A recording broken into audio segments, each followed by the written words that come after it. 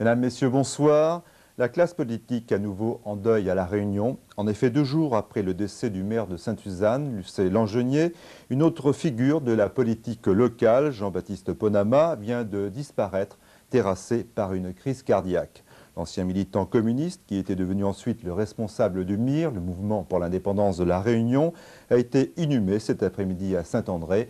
Une cérémonie empreinte d'émotion qu'ont suivi pour nous Léa Jamet et Harry Bourrier.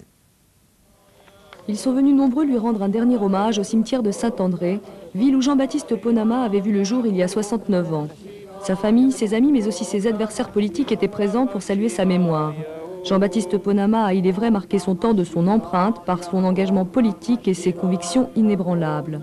Michel Réal et André Marimoutou ont prononcé tour à tour son éloge funèbre. L'esprit de l'âme reste là, et nous souhaite que 1, 2, 10, 100, 1000 bâtisses y renaît de façon à reprendre le flambeau nous laisse là, de façon à ce qu'un jour, là où ça voulait ou dit, enfin, nous l'arrivée, nous atteindre notre but, enfin, le Réunionnais devenu un homme responsable, enfin, malheureusement la bataille, nous l'avons atteint notre but, nous l'avons fini arriver, la Réunion est libre. Le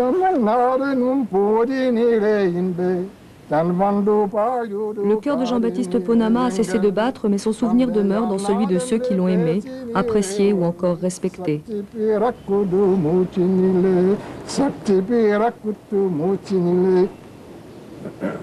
Merci camarade Baptiste.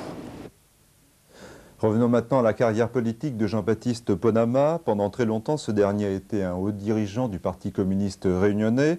Mais en 1978, c'est la rupture avec le PCR. Jean-Baptiste Ponama prend alors la tête du MIR, le mouvement pour l'indépendance de La Réunion. Le MIR dont il va défendre les couleurs jusqu'en mars dernier aux élections législatives. Jean-Baptiste Ponama, un homme resté fidèle toute sa vie à ses convictions, dont la principale était de tourner la page de l'ère coloniale à La Réunion.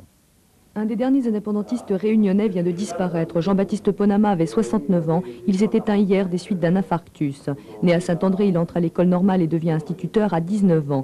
Militant actif au PCR, il est l'une des victimes de l'ordonnance Debré qui lui vaut une mutation en métropole. Il démissionne donc de la fonction publique pour rentrer à La Réunion en 1962. Il ne sera réintégré à l'éducation nationale qu'en 1977. Candidat aux dernières élections législatives en mars dernier, Jean-Baptiste Ponama exposait alors ses idées. Dans la situation actuelle, la démocratie est confisquée. La Réunion est divisée en 24 communes seulement, alors que si on suivait l'exemple français, on aurait dû avoir 360 communes. L'exemple martiniquais, 60 communes. Nous en réclamons une centaine, et qui seraient regroupées en 4 districts régionaux, et un 5e étant en attente, jusqu'à ce que le poste permettait la création d'une zone de haut, une zone de montagne.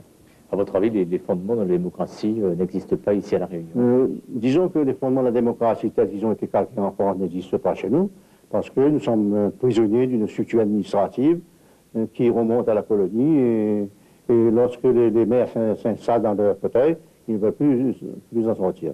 Et il faudrait, puisque nous sommes toujours un département conseil, il faudrait que l'autorité de l'État décide de transformer cette structure-là en une structure beaucoup plus large, de manière que la démocratie puisse s'exercer pleinement.